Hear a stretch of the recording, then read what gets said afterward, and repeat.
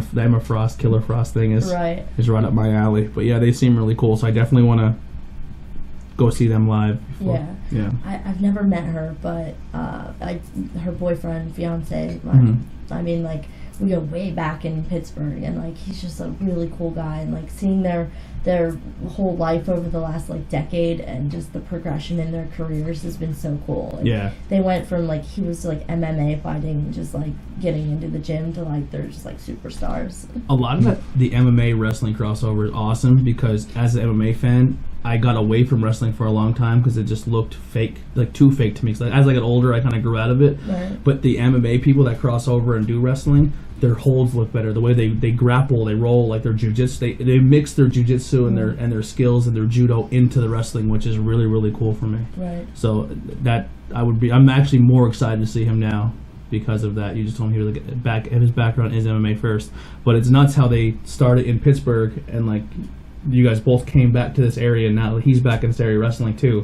That's pretty neat. So if there's a show, I'm going to let you know, and me and Brenton will bring the crew out. But good? Yeah. All right. Hey, everyone. This is Anthony with Interviews with Everyday People. I'm sitting here with Meg, and we did a little bio. This is her pre-fun interview, right? So actually you're going to be doing an interview at Culture to Culture on Friday. Yes. I'm just saying this Friday because this is going to air Friday afternoon. Okay. So you'll be there tonight. Okay. But it's not that night at all. Thank you so much. She drove here in like a blizzard, which is cool. Everyone, thank you guys so much for coming. I tried to cancel it. I gave her the out, and she was like, "Nope, I want to do this. This is happening." Yeah. So she drove up here. She threw snow tires on. She got a bunch of sleigh dogs, and she made it. Yeah. She's here. So we met a little bit at Woody's, and we talked about the podcast and stuff, and you shared a little bit of your story, and then you actually introduced me to Culture, which was awesome because I love going there, and I think it's a great experience. I think it's great for the area. How did you come across going there? So I actually met Eddie briefly, and he may not even remember this, but I mean back... This is a terrible move. I don't know why I did this earlier. Possibly. You're good. Like years ago, when I first moved out to the area, and I was active in some different programs, and he was active in those as well. And it's not that I really remembered him from that, but just he and Brent have a lot of history together as well, in the same respect. I mean, a lot of the different programs, and so it was just something that he had started, and he said, every week he kind of like sends out this mass invite on Facebook and tags everybody and says, this is what we're doing. And their original goal was to have some live music, and so he contacted Brent about doing that, and he did the opening show, and it's just taken off so wonderfully. Yeah. I mean, such a good turnout every week, really, really good cause, and couldn't ask for a better thing for our community right now. I 100% agree. What does that mean to you? Like, what does Culture to Culture mean to you as something like a little bit of a deeper dive? Like, what do you get out of it the most every time you go there? I enjoy the fact that unlike specific programs like AA or NA, it's not specific. It's always evolving and changing to different topics. Mm-hmm. It's not solely based on addiction. So you go there and you talk about all of these things that people normally don't want to talk about, and you don't have to be an addict to be there. You don't have to know somebody that's an addict to be there, like other things like Celebrate Recovery, or there's just anybody and everybody is welcome to go, and it's just all about getting people together, helping people understand these difficult situations, mm-hmm. whether it's mental illness, grief. This entire month has been based on the criminal justice system. These are things that other people may not have an understanding in. When you go there and you see everybody and the real people, it's just pretty powerful. Yeah, I enjoy the fact that it's becoming almost like a second family. I think the more you go there and you learn people and you're learning some personal things about some people, and everyone has it's getting that point where they're like, obviously some people aren't comfortable going up and speaking yet, and there's nothing wrong with that. But the cool thing I enjoy is, like last week, after it was all said and done, and they did like, so they do like music talk, and in the very last segment, he pretty much opens the floor to say, okay, if you want to talk about the topic, you're more than welcome to, but I'm going to open the floor for anyone to come up and talk about any topic they want to talk about. Absolutely. And then it lets someone say, hey, I'm going through something, I need help, and then everyone kind of pulls together and says, we're here to help you, and like you get off stage and you're hugging complete strangers. Yeah. Like it's a very powerful, and it's a great thing, and I'm very happy that we're building that relationship with them here, because we have the very similar views and similar goals. Sure. They're actually talking about like getting classes and stuff soon, so you can help people more as a peer-to-peer. So I'm definitely interested in possibly taking some classes down the road, so I can, it'll benefit me here, because I know how to handle certain situations. Because how you were saying, like, sometimes I kind of go there and I don't really know much about. I never had an addiction issue. I've had other people I've loved and cared about with it, and lost people because of addiction. But it's something I've never personally experienced. Sure. So it is nice to go there and be like, okay, this is the other side to that coin. Yeah. You actually experienced your first culture to culture. What did you think? Well, it was different than I expected that it was going to be. I didn't really know from what you told me from the first time, the theme was like, what is church? Yes, that was terrifying for me. We'll get that in a second. But go ahead. Okay. So I didn't really know, because it's such a revolving thing of topics, what it was going to be like. Yeah. But walking in, I mean, it was very comfortable, to the sense that like people were focused on what was happening and what people were actually saying, and like there was a question period that people had, and they came up with really great questions. And I like that there, even like, not that there should be an incentive to ask a good question, but having those extra things like getting those tickets to the museum and stuff allows people to kind of get out of the area and view other cultural stuff. So I mean, it's really nice to have that, especially not so much for me, but for people in like Frackville and Pottsville's backyard, to go do something like that. Agree. But yeah, and the biggest thing, and you kind of brought the church one. I walked in, and she actually made a joke. She's like, the topic is church tonight, right? And I have a history with church and stuff like that. So I was like, yeah, I'm just gonna go and listen to people. I'm not gonna participate at all. And me and Ben went, and I sat down. I listened to people the whole time, and I was like, all right. I'm like, I wish I can say my view, but so just an outside source looking in, I was like, I want to share my view, but I don't want to offend anybody. And I didn't know, because it was my first time. So I was like, I don't know if people are gonna be like, oh, he's not into the church and he's going against what we believe in, and I didn't want to be that guy to disrupt anything, because I wanted to be respectful. I just didn't know how to approach it. Sure. And then a gentleman went up, and he pretty much said exactly how I feel and believe about the church, and I was like, okay, now I'm inspired. Like, I'm gonna go up and kind of do my thing now, because he already opened that door. Right. So it's really good to go up there, because even if you're terrified and you're afraid to talk, someone may go up there and say something, you're like, okay, now I feel better, I can do it. Right. So it has that cool effect to it. And I shared a story, and then Ben did a really good job. He went up and spoke. It was awesome, very, very powerful. So even if the topic may not be something you're interested in, or may not be something you think you can contribute to, how you said they started off, that was the first time they did that, which I think that'd be a cool way to do everything, is kind of have the panel up there, or have like a few people on the topic. I think that's a cool idea. Yeah. Because then the people who aren't comfortable speaking maybe will be like, I'll ask a question. Right. Yeah, I thought that was awesome. Really, really cool. Yeah. So yeah, that was and then like the ticket giveaway. I mean, even if you don't give something away, just that was a cool idea. Mm-hmm. Yeah. But the questionnaire was really was fun for me. Yeah. Yeah. I think what's really awesome, like, aside from it just being like this judgment-free zone, I mean, you go there and I mean, if you're down on your luck and you don't have a penny to rub, or 2 pennies to rub together, you can still go, and you can still participate, and you can still surround yourself by good people. The coffee and the tea, they're suggested donations, but it's not required. Yeah, right. So anybody can go. You don't have to pay. You can still take 3 hours to sit down and have a really awesome time. And they have cookies. They have snacks everywhere. Like I said, it's 100% free. I know when I go up and I make my donation, I go little higher than normal. Me too, of course, and then they're yeah. like, you don't have to do that. I'm Right. like, no, this is something I Yeah, like. it's great. I'm not put I'd pay $8 for a beer at a bar. Right. I'll pay a little more for a freak Sure. at the hot Of chocolate. course. Hot chocolates are awesome, by the way. But yeah, so I just wanted to give that plug to Culture to Culture. I think they're doing amazing, and Yeah, and for you sure. and she will be there tonight at Friday. So it is actually I don't know the street name. So if you're in Pottsville and you know where the Crimson House is, so park in their parking lot, and it's literally the old Ciders building. the old Ciders The building. printing building. Yep, Yeah. and you just walk in, you'll see a big Culture to Culture. Check them out on Facebook. I will put all the descriptions in the thing, all the links in the description and stuff, and go check them out. And hopefully, if you see us there that Friday, come say hi to us, and you'll see Meg doing a kind of another interview, but more on a different topic. Yes. All right, perfect. So you have a very intensive story. There was a lot to it, a lot going on. Yep. I cut down the bio so people can tune in and hear stuff, which is good. How does your story begin?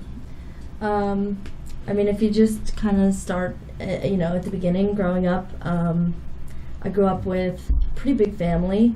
I have 2 older sisters and an older brother and a younger brother. My parents are divorced, so I grew up with my mom and my stepdad.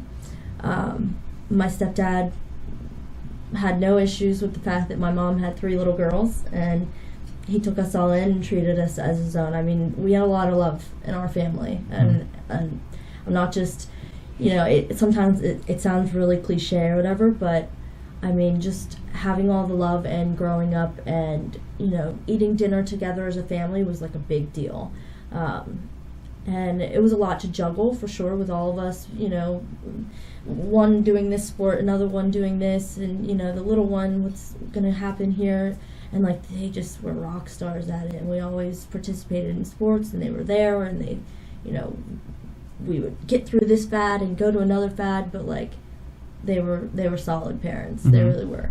Yeah, you went to the county school? So I'm actually from near Pittsburgh. Okay. So I grew up in a small town called Hastings, Pennsylvania. Smaller than here. I mean, there's not even a stoplight in the town. There's a blinking light that you slow down or stop. Population 1,500, I think. I mean, just super, super small. Everybody knows everybody. The entire high school, I think, when I graduated, probably had I don't know, maybe 500 or 600 people in the whole school. Wow. 9 through 12. 130 people in my graduating class or so. So everybody knows everybody. Your siblings, friends, and everybody in their grade. It's just like a super small knit community. I thought I had it bad.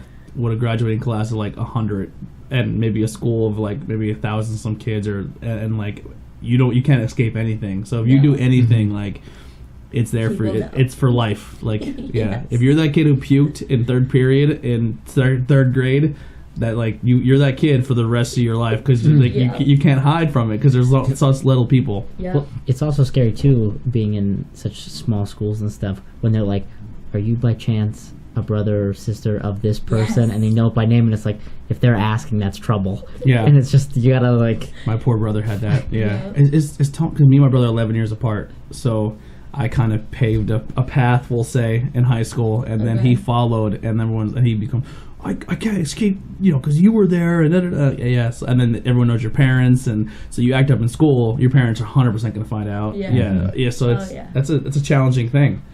Yeah. 100%. So you kind of got into something. Actually, I'll let you go ahead. I'm sorry. Okay. Yeah.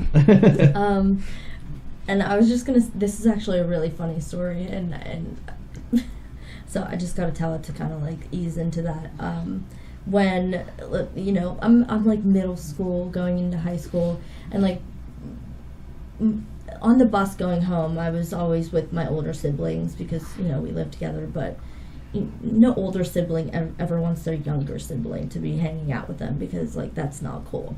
But my older brother and all of his friends, I could kind of hang out on the back of the bus, if I was participating maybe in what they were doing. And there was this one circumstance where they were throwing stuff out the bus window, and it's a terrible thing. And I learned a very big lesson in my life after this incident happened. But you know, I was hanging out with them, and they were like throwing stuff out the windows of the bus on the way home, and I found like these brownies. Somebody had brownies that they had taken to school that day, and I'm like, can I get some of those? So I'm like throwing them out the bus window, and I throw one out, and it goes into the window of this woman's car, and it hits her in the side of the face. Ooh. Yeah. So she follows the bus the entire way to the next stop, which was the next town, because it was the last one in that town. And, you know, like freaking out on the bus driver, and they checked those video cameras on buses, they really work. And I found that out the hard way the following Monday when I was called to I was in middle school at the time, and I was called to the high school office. And I ended up getting in all this trouble. I got detentions, I got 30 days suspension off the bus, and a $162 fine for littering. Oh. Yes. Wow. And, like, I learned my lesson, though. I don't litter. But, like, there was just something about hanging out with those guys, the older kids, you know, and kind of fitting in and feeling rebellious. Mm-hmm. And I remember when I was getting in trouble, there was a particular person in the room before we were waiting to, like, be in trouble. And he was like, oh, just tell them it was me. I'm going to juvie anyway. And I was like, I don't know what to do here. You know, I'm in middle school. My parents are going to kill me. But, yeah, I mean, that was an interesting thing. My mom was not happy. I had the same experience, except I wasn't the one who threw it. I kind of conned somebody else into doing it. So I was in a plumbing and heating class, and we found out that porcelain, even the smallest piece of porcelain, will screw up some glass in a horrible way. So they always say if you ever have to get into a window, if you open the hood and take a spark plug and smash it and take a piece of the porcelain and throw it at your window, it'll shatter it. Huh. And I was like, there's no way that's real. So we had a broken toilet, which is porcelain. Okay. I had a tiny little piece. You barely fit in your hand. And I was like, yo, if you throw this, it supposedly is going to shatter a window. And this kid's like, there's no way. And he chucks out the bus window and hits a lady's windshield. Oh, no. It worked. Yeah. Bus complete rut stop. I think she called the cops. And the cops met us at the school. Oh, no. And the kid he was a bad kid. He actually went to the Marlin campus, the IU center. Okay. And we went to, and then we just, the VOTEC kids and the IU kids went together. And he's like, I don't care, I'm going to get in shot. I'm proud of it. I thought it was cool. And then, like, well, who gave it to you? He's like, I had it. And I was like, kid took a bullet from me. Yeah, that could have been terrible, because we could have really hurt somebody. But that's the thing, you're in high school, middle school, you do some crazy things that you look back on, you're like, wow, that was so dumb. Like, so dumb. Yeah. Yeah. But yeah, so that allure of hanging out with the older crowd or the bad kids, it always, that was something that always I gravitated towards as well, because it was fun, and it was, for me, the bad kids were the ones that, like, I didn't want to get picked on or beat up by anymore. Okay. So I gravitated towards them, so I was kind of shielded and protected, and I wasn't going to get beat up. Like, I'd rather hang out with a bunch of kids that were like the bad kids than hang out with the jocks, because even the jocks were afraid of the bad kids. Right. So that's kind of where I fell into. And so that lesson you learned, that crowd can get you into some things, correct? Sure, and you would think that I would have, like, learned from it right then and there. Like, this is just not the right thing to do. These are not the right influences to have around. But there was just, like, something about it, you know, and not that I didn't have friends my age, it was just that I found my older brother and his friends to be, like, just way more cool. Yeah. And, yeah, that just kind of followed. I mean, music was, like, this big influence going into high school.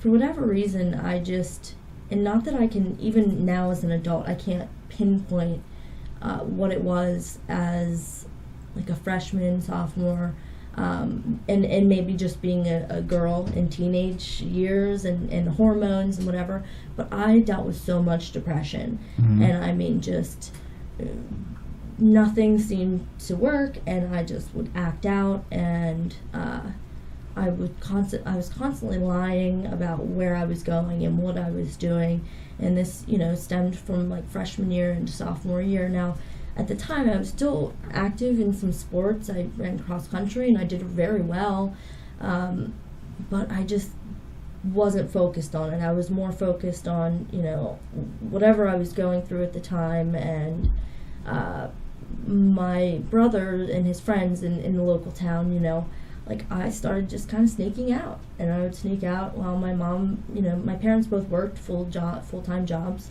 so not that they weren't present, it was just that they were working and sleeping and making dinner and doing all these other family things. So at night, it was not very tough for me to just kind of like sneak out and do whatever I wanted to do. And I actually remember the first time I ever started using any kind of drugs. There was somebody at a friend's house, and they had some pain pills. And I wouldn't even say that any of them had like a problem at the time. It was just like, that was kind of like the thing that people did. They either smoked weed or they like did, you know, took a Vicodin. And it was offered to me, and I took one, and I was so sick. I mean, I was like puking my guts out, and I felt horrible, and I thought, like, why would anybody ever want to do this? Like, this is not enjoyable. Which is even more ironic now when you think about it, because, you know, anybody that knows me knows that evolved into a way worse thing, which we'll get into. But what makes somebody say, like, this is a horrible experience, and then I go back and I do it again a week later? You know what I mean? Yeah, 100%. It's like drinking your first time. You're like, oh, that beer tastes terrible. Why would I drink that? And then you go to a party and everyone's doing it, and regardless of how awesome and tough you think you are, peer pressure sometimes wins, and you're like, all right, I'll just keep drinking it. So ours were, you know, pills were big. Weed wasn't so accessible for us growing up, but underage drinking was a big thing in here. So that was our start to it. So we'd go and get like Boone's. Now if you drink Boone's, you're like, oh, you're gonna drink a strawberry daiquiri drink. But as a middle school kid, you're like, oh, we'll try that because it tastes good, and we didn't like beer, and it was easier for someone to go in and just buy us like 240s, and then we'd split it between us. But yeah, same thing. And then you get violently sick and you get ill. And then the next thing we went to, I don't know if this is something that was Whippets. Oh yeah. The nitrogen, because you can go and buy a couple cans of like Miracle Whip. And you not Miracle Whip, the Cool Whip, and you would just you push it down, and nothing comes out except the CO2 from the can, and you pretty much get it in, and it makes you super lightheaded, and you get a feeling of being high. It's for like 30 seconds. Yeah. And then they started selling the nitrogen CO2 cartridges at like the Nirvana's Closet, but at some places at the mall. They're not around anymore. Nirvana's Closet. And like then the little head shops. Yeah, and that was kind of the and then once we got to high school, that's when the weed came in, and then the pills, and then sometimes Coke, but I never went down that path. I was always terrified. Yeah. I faked it one time. In high school? In high school. Wow. Yeah, I faked it one time. It was offered, and I was like, oh, and instead of blowing in, I blew out, and I just pushed everywhere, and I'm like, good for you, though. Yeah, but because I was terrified. Yeah. I was terrified. But the first time I smoked, I would smoke, and then I would just put it in my mouth and just blow it out. And I was like, man, guys, I'm so high. This is awesome. And I wasn't inhaling at all. Right. And then someone caught on, and then they busted out a gravity bong. And I got high that day. And I got super, super sick, and I threw up. And once again, peer pressure kicked in, and I did it again another time. But, yeah. Yeah, and I mean, like, weed was just, like, not really a big deal, and there was always this idea, and there was the and this is how the idea should be, that anybody who's doing, you know, pain pills or Coke or even meth, which wasn't really a big thing whenever I was in high school, but weed and you know, pain pills was a big thing, and there was that group of people that tolerated it and was like, yeah, that's fine, you do you kind of thing. And then there was the other half of the spectrum where people would be like, you're a scumbag and you're terrible. And trying to fight that line was difficult, because I did have some friends on both sides. My best friend, I mean, even to this day, she's like the most responsible person ever, and she has a great life, and she has like a bunch of kids and a wonderful family, and like, why didn't I just kind of like steer in that direction and follow her? But instead, you know, I went the other way, and I enjoyed smoking weed, but once I started, taking the pain pills, that was my big thing. Yeah. And that's when, it just kind of, that I would start dating people then that had access to those things, and it just progressively got worse. So you say, so when you said you were dating people, I was more of the addiction side of it, where you're like, I will hang out with this person because they can get me what I need. Would you think you were addicted at that point? I mean, it wasn't so much about it was more about the group of people that I was hanging around with, because everybody was doing the same thing. Mm-hmm. And then, then you start dating somebody within that group, not solely because they could get, I used to hang out with people I hated just only because they can get the stuff I was into. So I hate this person. I hate going to their house. I hate being here. But they have parties every weekend, and we can drink, and they are supplying it. So I'll deal with it because I can drink. Right. But that was just for my personal question. Yeah. Gotcha. So you started with the pain pills and just smoking. Now I'm not against marijuana. I don't think it's terrible. I think if it's regulated and you get just marijuana, I think it's a good thing for some people. Sure. And I think it helps a lot of different ways. My experience with it is I always had people who had marijuana with other stuff. So my ending point with marijuana is when I tried, we'll just say it was called wet. Yeah. And I did not have a good time. Right. And that was the last time I smoked. Yeah, that was it. I was like, you know what, I'm not doing that again. And then I tried it much, much later, just regular stuff, and I wasn't the same experience. Right, but of course not. that was my hardest thing I did it at that time. So what is wet? Because I don't know what it is. It's essentially PCP. Okay. So I smoked marijuana with PCP on it, and I wasn't aware of it. And I hallucinated. Mm-hmm. Now, I know how we always joke around, like, the Batman moniker, how I'm always like looking at my surroundings. I'm always like, I have to sit with my back to I'm really weird. So like I always have to sit if I'm somewhere. I have to watch the entrances when I'm at a party or a bar. I'm always scoping out exits. I'm always watching people to say like, this person did this. I'm always analyzing. That's what my brain works. I'm always like breaking things down. So when I was on that, or anytime I'm high or drunk or anything, my one half of my brain stays completely sober, and the other half of my brain is enjoying the moment. And when I was on the wet, or the wet, I don't think it's probably the most corniest thing. I'm on the Facebook. Like when I was on it, the one half of my brain was like, all right, you're having a bad experience right now. You need to calm down. And the other half of my brain was like, what the like it was in full panic mode. Yeah. So I was struggling with myself to not freak out. And it was just like, it was a long day. And it felt like it lasted for hours. Like 5 minutes felt like it was 6 hours. Yeah. It was freaky. Yeah. And that is why I don't think I ever went to anything else. Because I was like, I could never do a hallucinogen. Never. Like people are like, oh, you have to try shrooms. Like, you have to try that. I would be like, there's no chance. Like I would not have a good time. I know I wouldn't have a good time. Yeah. But that was high schoolish. I did that, and then I went strict. I was like, I will just drink. So that was my experience where I had a really, really bad time, and I snipped it all in the butt. Right. Yeah. Gotcha. Yeah, I mean, there was always this idea around. Everybody was aware that pain pills were. It was like this big thing, and they were really easy to get. Mm-hmm. In the younger years, like when I was in school. And I don't know, I'm not sure on the timeline of, and not that I want to make this a discussion into the big pharmaceutical companies, but I'm not sure when the time started where they really started pushing things like Vicodin and Percocet. Oxycontin was big for a while. Or Oxy. Yeah. Now, of course, eventually Oxys became really big in my later years in high school because the Vicodin and Percocet just didn't cut it anymore. But Oxycontin created heroin addicts. And sure.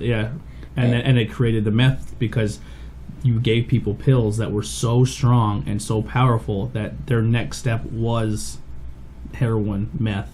Like that, it's huge. And we came from a generation too where you pushed Ritalin and stuff on kids on a regular basis too. Sure. So like, if you went to school and you had a behavior problem, or you had an issue with something, or you just had it like, anything, they would just be like, you'd go to a doctor and they'd say, oh, your kid needs to be on Ritalin. Right. So our generation was brought up on just taking a pill. It really essentially was. It was a pill. Everything was always handed to you in pill form. Mm-hmm. Luckily, my parents did not put me on, but that's definitely a very easy. I know a lot of people too who struggle with that, and they attribute a lot of their early problems with the Ritalin and the Adderall was then introduced to kids at a young age. Yeah. So you said the pain pills. You were doing the pain pills became accessible and stuff. Yeah. Yeah, and it was at a point like in the later years in high school where there was the kids that just did the pills, mm-hmm. and then there was the kids that did the heroin, and essentially there's no difference. They're the same drug and they both give you the same high. It's just that one sounds dirtier, and it is dirtier, mm-hmm. but essentially they're the exact same thing. But there was this idea between, those that just did the pills, like, they weren't as bad. But those who did heroin, you were a horrible person, yeah. And so I kind of, really was adamant about never touching heroin because I was not going to touch it, mm-hmm. But it was okay to me that I was just doing pills because we know what's in the pills, right? So it's not that because pills are made by a company. Right. Which is just ridiculous. But... and I still don't know how this happened, but I still graduated and I did well in school. I'm not sure how I pulled that off. I mean, not to say that I'm not a fairly intelligent person, but for all the times that I just didn't participate and didn't study and was too busy doing other things, I still pulled off doing fairly well in school. So when I graduated, my mom and I went through a little bit of a rough time. And mostly just because of me, mm-hmm. because I was acting out and I wanted to blame her for it.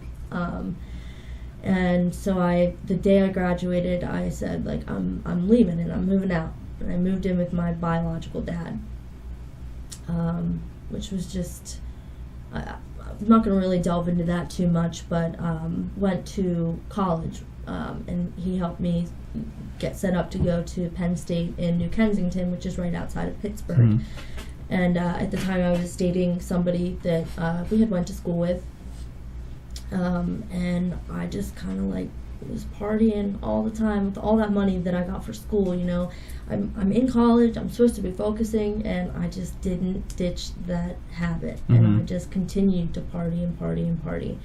And a couple months down the road, I'm running out of money, and I knew that he was doing heroin at the time, rather than just the pills, and I gave in, and because not so much that he convinced me, but just because I could see with my own two eyes that it was cheaper and it was easier to get, and if I wasn't feeling good that day, I didn't have to wait and try to find pills because heroin was there. Mm-hmm.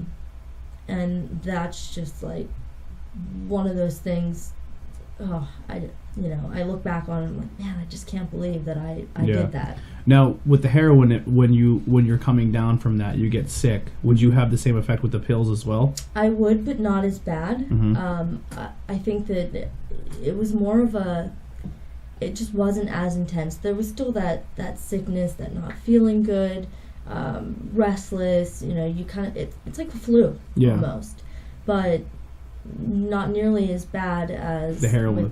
Yeah. Now, just for me, I don't know. I didn't really know until much later. There's different ways that you can take heroin. Mm-hmm. A lot of people just think you use a needle, and that's not always the case. Correct? Correct. What was your form? Did you use needle or did you use other forms? So when I was in high school and starting with the pills, I would just snort the pills, and then when I first started using the heroin, it was the same thing. Mm-hmm. And the person I was dating at the time, I had suspicion that he was using IV, but I didn't have solid evidence, and I didn't know for sure. And I would ask, and she said, no, of course not. But I just felt like he was. And mm-hmm. the one day he had left to go and get more for us, and I tore his room apart. And I found a bunch of needles in one of his drawers, kind of hidden. And I was just I was so livid. And he came home, and I was like, what is this? And we're fighting and arguing about it. And for whatever reason later that evening, instead of me doing the logical thing and leaving, I said, well, if you're going to do it, I'm going to do it. And so then I started using IV. Mm-hmm. And that was just like when everything really started to kind of spiral out of control in life. Now that's a completely different experience, Absolutely. snorting from the needle. Yeah. Yeah. So once again, not experience, just from story. When you snort it, you get a high, but once you go to the needle, and you correct me if I'm wrong, there's no going back to snorting again. Like, it's just a completely different high, and it seems like a waste to do it one way after you've done it the other, right? Correct. You use a lot less because just the way that way that it's getting into your system it's immediate. But absolutely, I still to this day can remember the first time I ever used IV. I remember exactly how I felt, and it's terrifying. Yeah. Because it felt so great. Yeah. And that's a horrible thing. Yeah. You know. And then that's where people end up getting sucked in, because you feel that great, and then you want to continue feeling that great. Yeah. So you continue to do it over and over and over again. Now, when it comes to the drug use and stuff, just from hearing your story a little bit, and if I'm wrong, obviously tell me, I feel a lot of it wasn't so much as you just wanted a good time. I think you were struggling with, anxiety, depression, how you were saying a little bit. And when you were doing this, you were getting that escape. Absolutely. Yeah. Actually, I can 100% relate to that, with anxiety, depression, and then I have a really bad thing with joint pain. I'm always in constant pain. For a while there, I was hinging a lot on alcohol, because when I'm drunk, I don't feel that. Sure. And then obviously the same thing. So I can relate, but not to the same extent.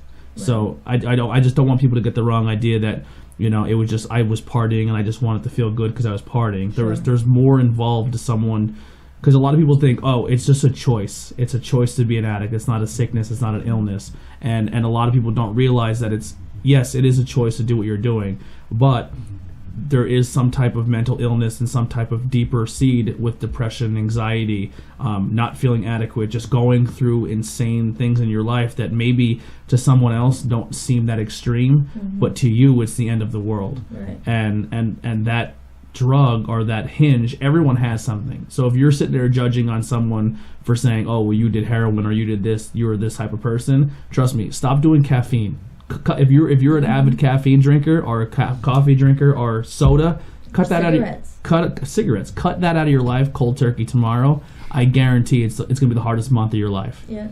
Just intensify that with something else.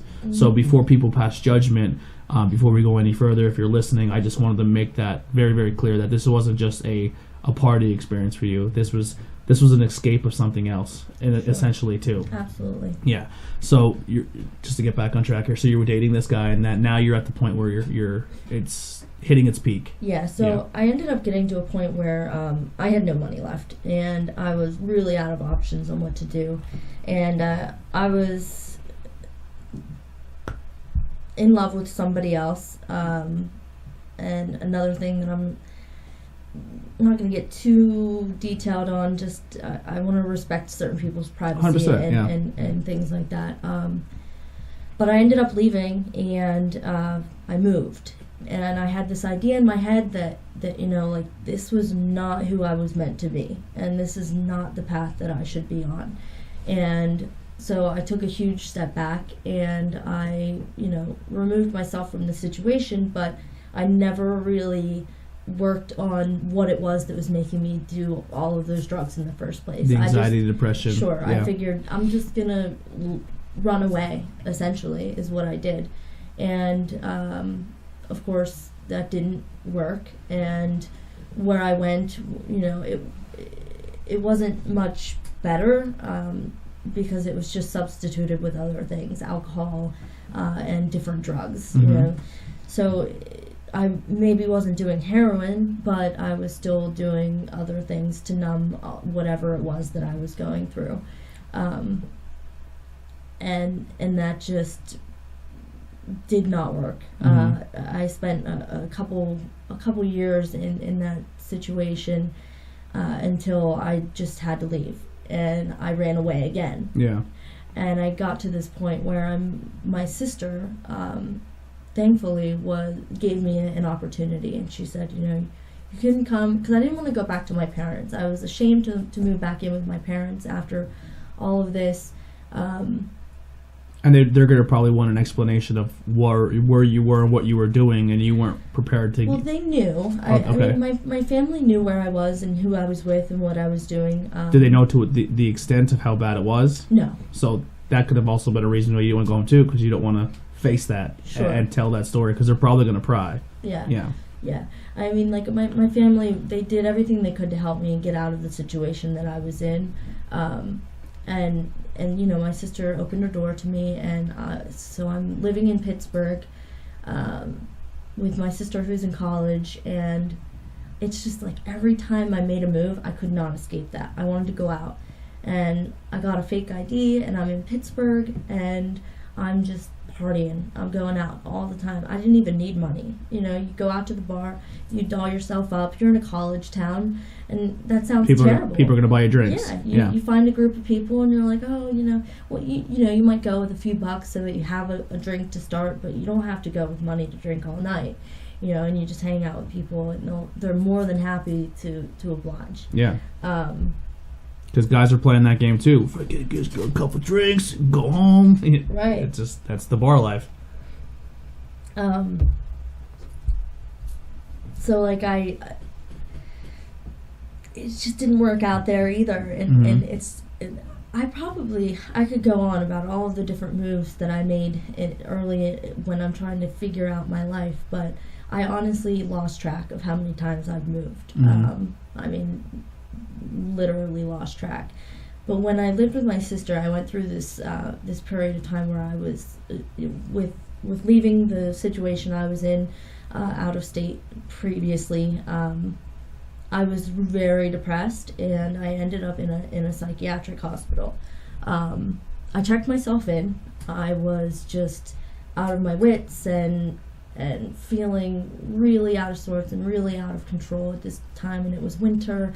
So it was cold and it was gloomy. Seasonal depression. Yeah, it's a real thing, especially if you're struggling from depression. Absolutely. And so I found myself in this psych hospital in Pittsburgh, and I'm just stuck, And my family's always been there, and they were there, and they came, and they're like, kind of blindsided. Like, we didn't realize that this was a thing, that you're going through something like this. Now, just during this timeline, you got away from that situation where the heroin use was really strong. Did you drop? How long was the heroin use going for? How long had I dropped it for? No, how long like the time frame that you were doing it? Like, how long was the usage? So at this point in time, when I had left, so I was living in Virginia when I left for school, left school. And that was about a 2-year period where I wasn't really involved with the heroin.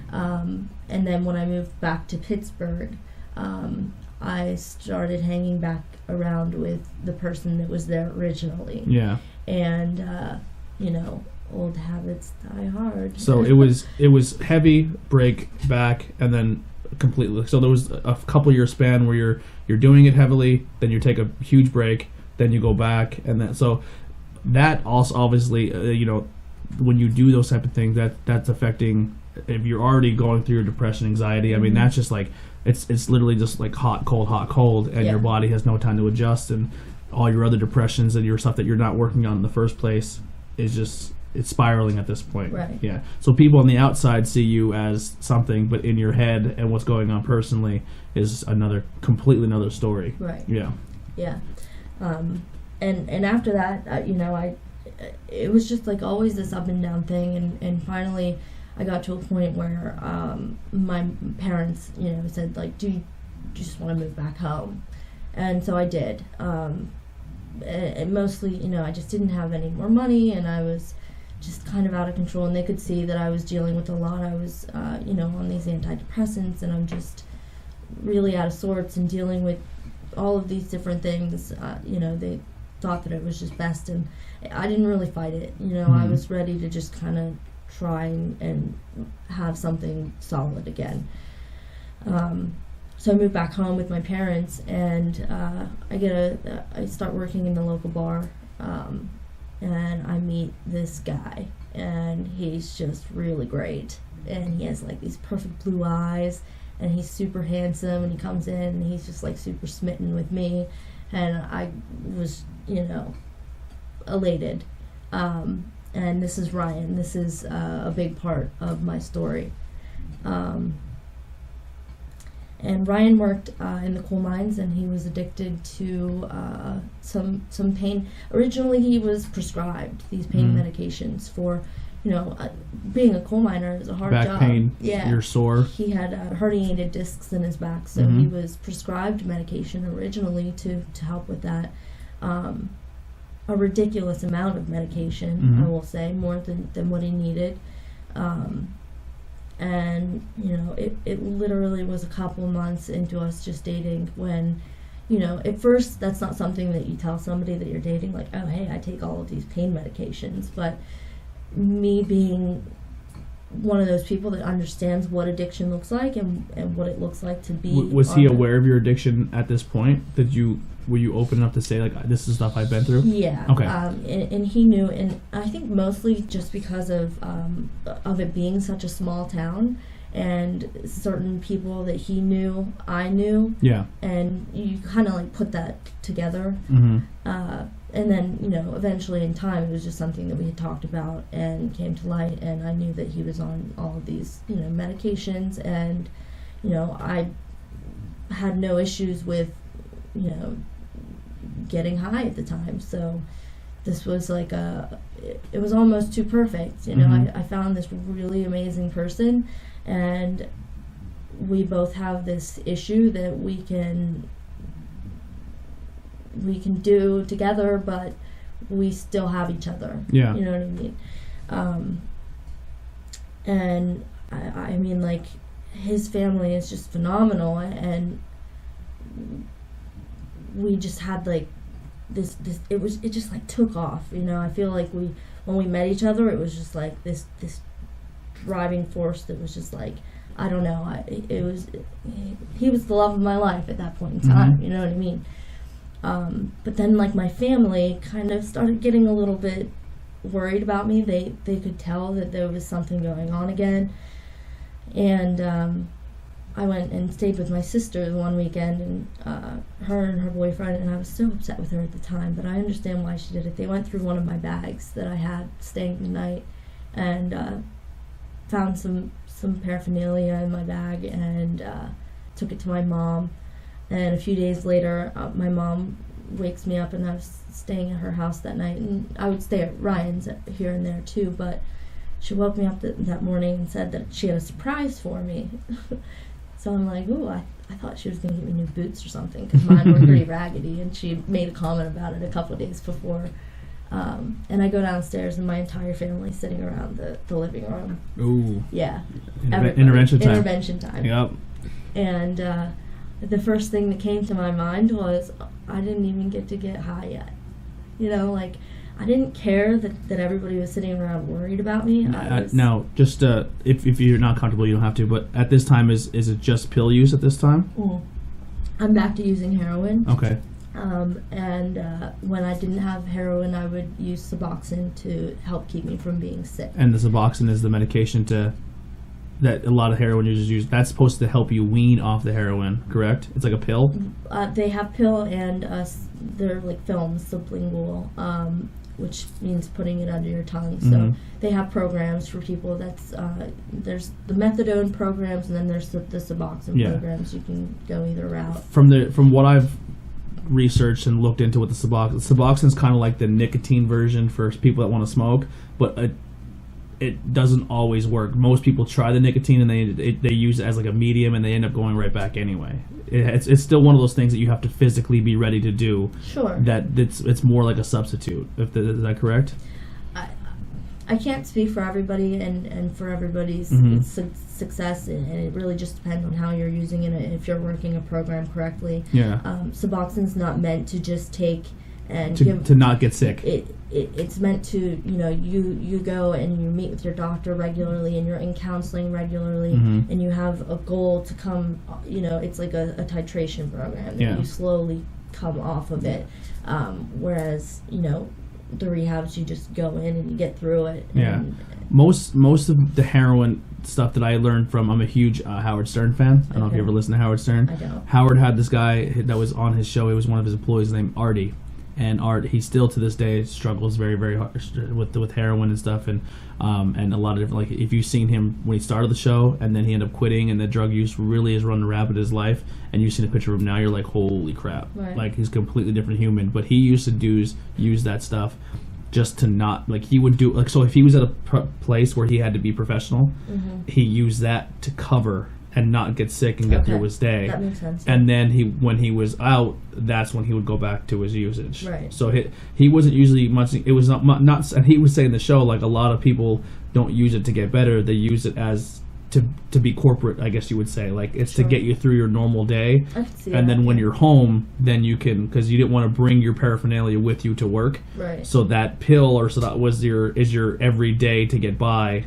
And then you go home and you're back to your... Right. Does that make sense? Yeah, it makes sense, for sure. Absolutely. And so I'm sitting around the living room with my whole entire family, and I was just, I knew it was coming, and everybody's kind of going around and saying their bit, and I'm trying to say, like, you guys don't understand, like, I don't even have a problem, typical denial, trying to explain to everybody that it's not as bad as they think. But then my little brother, they all had like their little spiel on paper and were reading what they wanted to say to him. And my little brother, he's the one that got me to go. I mean, he's my buddy, and he said to me in this little note that he wrote to me that he was afraid he was going to come home from school one day and that I would be dead. And I finally just kind of like said, all right, fine, whatever. What's the plan here? And now my parents had already found some options and got me into a rehab, but I didn't want to go. Because you found the love of your life, you didn't want to leave them behind. Yeah. And I know that everything's readily available, and we can make it work, and we can still get high if we want to get high. So why would I want to give that up if I didn't have to? And that's just because I hadn't hit my rock bottom. Yeah. I wasn't and there. You said you had experiences where you had relationships that weren't healthy and they weren't good for you.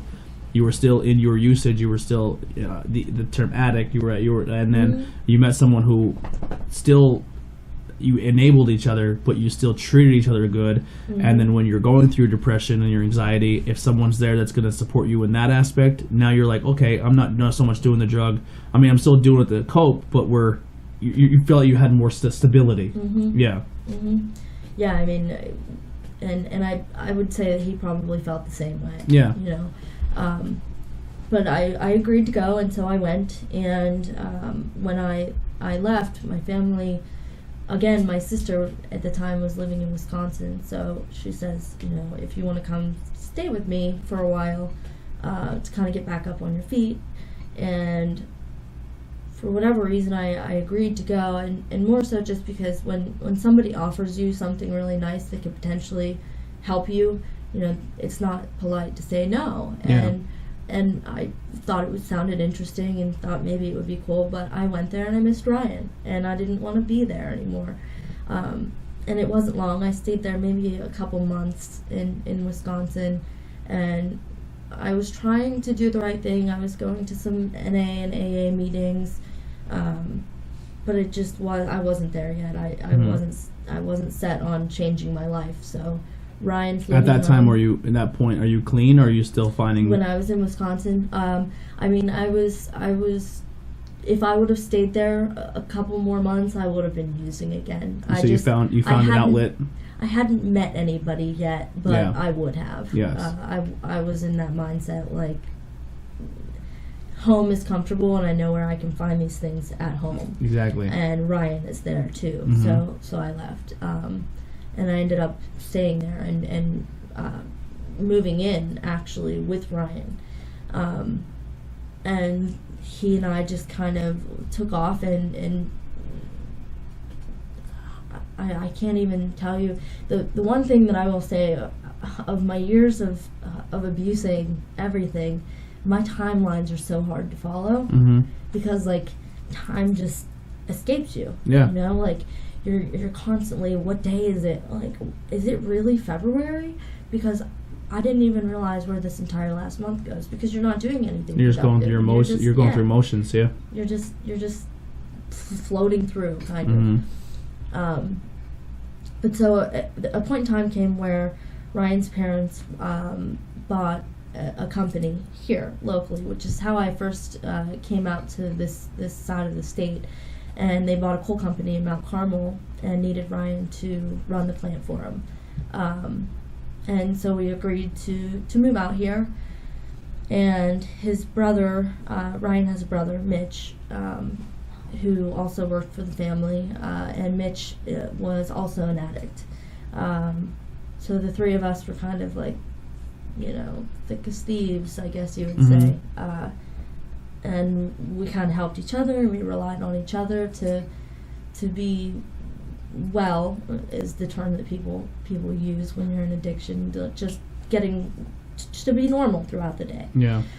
And Mitch was kind of going through some things at the time, so he didn't move out originally with us. But Ryan and I moved out to the area, and immediately made new connections, and we're falling right back into the same thing.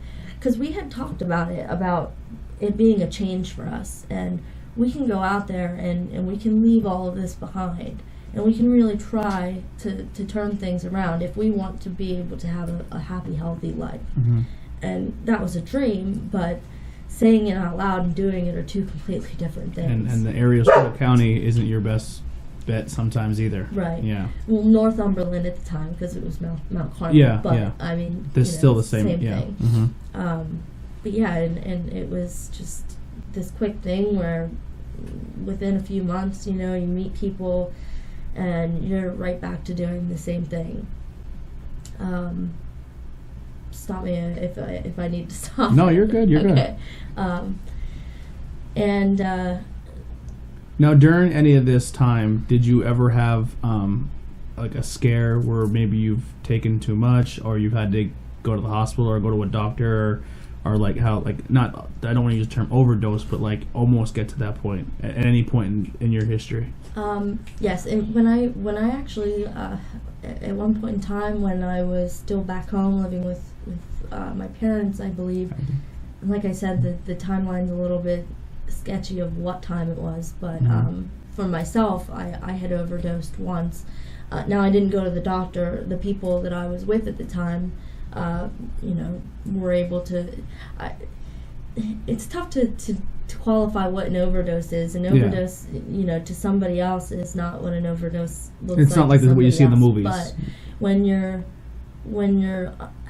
unconscious, or you're still breathing, but you're not able to sit and look at somebody, and you've taken too much, that's a problem. That's an overdose.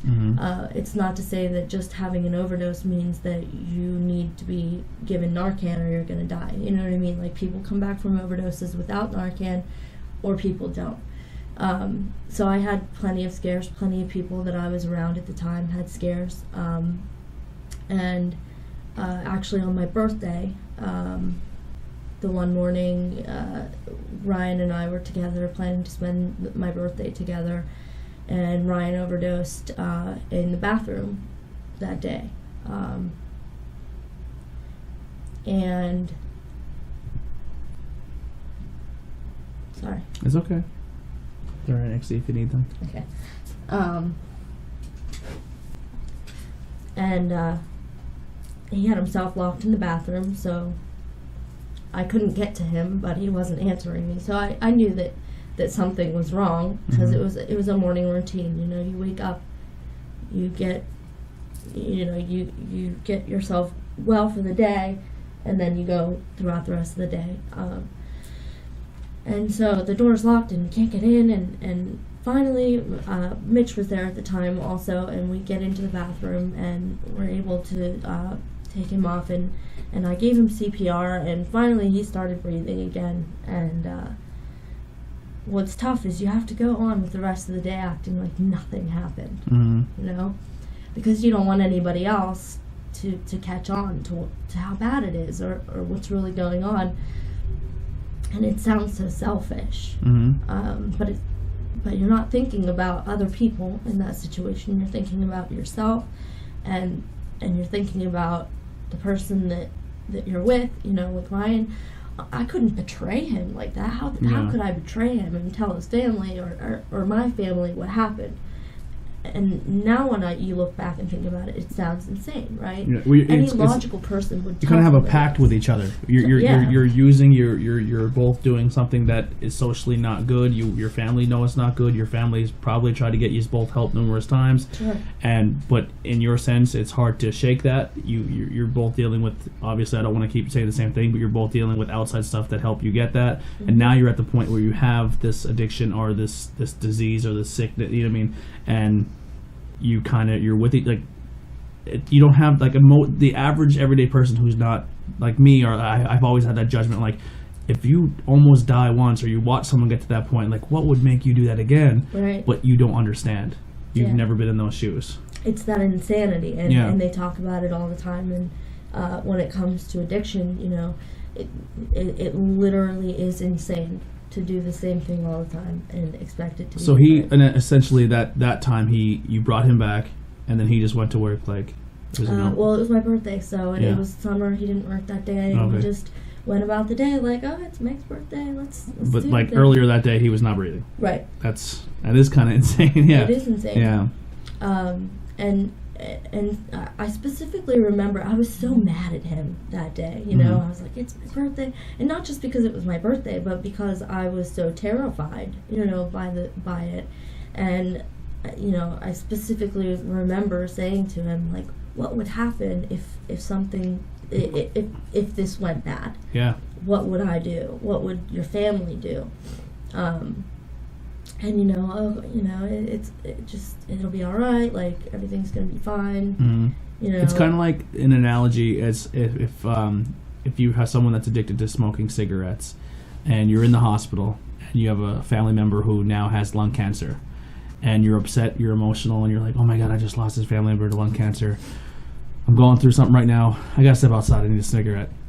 Like, it's insane as an outside person who doesn't smoke, or you're like, wow, you just literally watch this person have lung cancer, and you're so worked up. Now you're gonna have a cigarette. Yeah. But this is on a completely different level.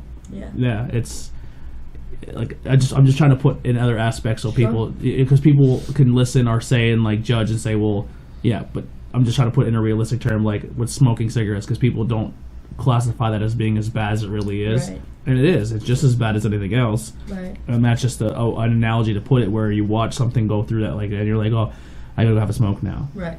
Yeah. Like, you probably watched that, and you're like, now I have to calm down. Like, I have to do it again to calm myself down to get back to normal, because I just watched you go through something crazy. Sure. Yeah. And then it sounds insane to someone who's never been there, but that's just the same analogy of I need a cigarette to calm myself down. Yeah. And even that, I mean, it is all insane. It's just that at that point in time, like being in the active addiction part of it, to me it was not. You know, it was normal, and this is just another step in the road. Yeah. And so we kind of get past that, and I was pretty upset with him for a few days about it, and of course, you know, it was traumatizing. And about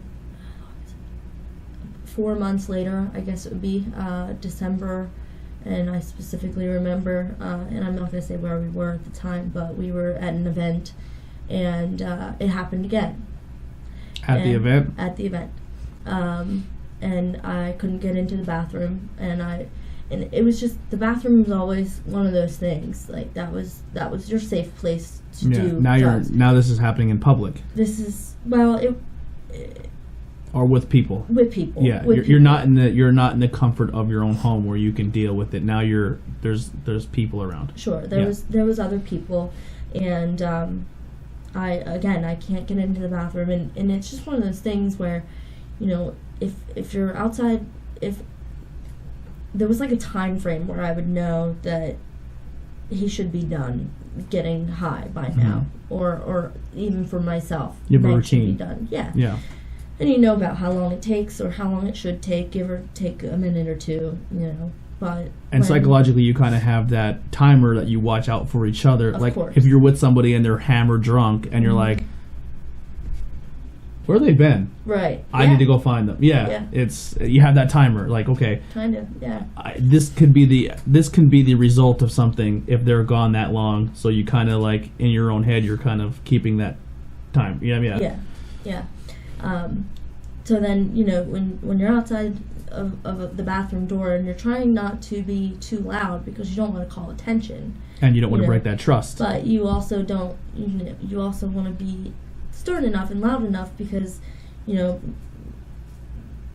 you want to You're make sure worried. that you're worried, you know. Yeah. You're freaking out, but you don't want to let other people know you're freaking out. Of course, yeah. Yes. And, you know, long story short, you know, it's the same situation, and I have to pry this door open and get in there, and it's the same exact thing, and it's just like, you know, there's this image in my mind that I was trying to forget about from 4 months previous, Mm-hmm. and it's just there again, you know, and he ends up coming through again in the same situation, and, you know, this happens twice, and again, you would think that it would be enough for one person Scare you to straight. say, yeah, and if not them, but me, you know, and I just can't explain it, but it wasn't enough, you know, it wasn't enough. Because you've made it out.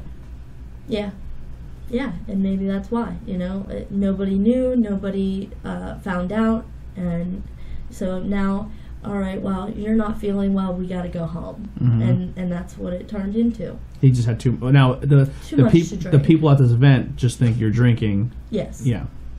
You just had too much to drink, and we got to He's get a little going sick, home. yeah. Yeah. Mm-hmm. Which was also an issue too. I mean, we, you know, drinking was just as important as anything else at this point in time, which is never a good mix. You know, alcohol. I and tried drinking and smoking, and I couldn't handle myself. I couldn't imagine anything else. Right. Just so I don't get yelled at for not letting him talk. Do you have anything? Anything? I kind of shot you a look, and you.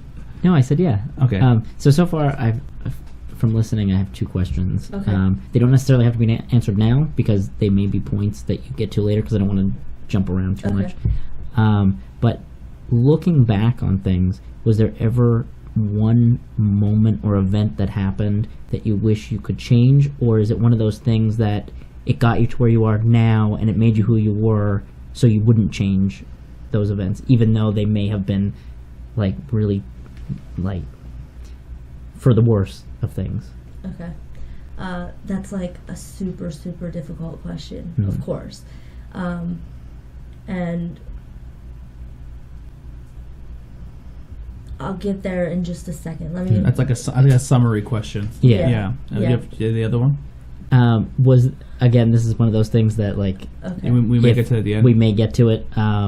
But was there a point that you felt there was no return? And I mean, obviously you're doing much better now. Right. But was there a spot where you're like, you know, there's no coming back from this. I'm just going to keep going deeper because why not? Yes, and that's about to be what's Okay, what's so- next. Really. Yeah. So, you know, you get through these moments where this is happening, and both of us are saying, you know, that we want things to be different, but saying that you want to have a different life when you're addicted to heroin is completely different than actually doing it. And you can dream about it all day, and you can say, Yeah. oh, things could be this or that, but Did you guys at this point, after the second scare now, did you guys say like, okay, maybe we should do less or limit or change? But did anything change, or was it still the same usage, but you've told yourself that you're doing less, but you're really not? So we would talk about it, of course, but it more so just got to a routine where I would never get high first. I would always make sure that Ryan got high before I did, In case in case something happened, and then Was there like a no more locked door policy? Like, did anything like that? I mean, I'm not trying to be funny, but like if you're at home, don't lock me out. Like, was that a conversation? No, I mean we spent most of the time together. Yeah. And when he was working, he was at home before work, getting high, and then it wasn't really anything to worry about until he was home from work. Mm-hmm. It wasn't something that he worked for his parents. So just as an outside, so there's a timeline. So the moment you do it, is there like a 15 to 20 minute window where you're like, if you've done too much or too less, that you get less than that. Okay. Within 3 minutes. So within 3 minutes, you can know if someone's at a point where like they've overdosed. Oh yeah. Okay. I just said that's an out. So you would wait his 3 minutes, or you would see like, and then you'd be like, okay, now I'm gonna. Right. I'm gonna. He's okay. Yeah. Now I'm good to like. So it's not like, how can I like? Because I'm not, like I said, once again, I'm an outside person coming in. So there's not a point where you're gonna do something and then like 6 hours later you're like, boom, it's over. Right. No. It's a very instantaneous thing. Right. Okay. It is. Yeah. And so we're continually talking about this, but we never take those steps to actually make any changes. Mm-hmm. And Mitch is involved in this as well, because now at this point in time, Mitch is also living in the area, in the Mount Carmel area, and spending a lot of time with Ryan and I. They're in their 30s, so 30-year-olds don't want to hang out with their parents all day, and so the three of us, Ryan and I, had our own place, and so we would all three just hang out there, and all became pretty close in our little area there in Mount Carmel, and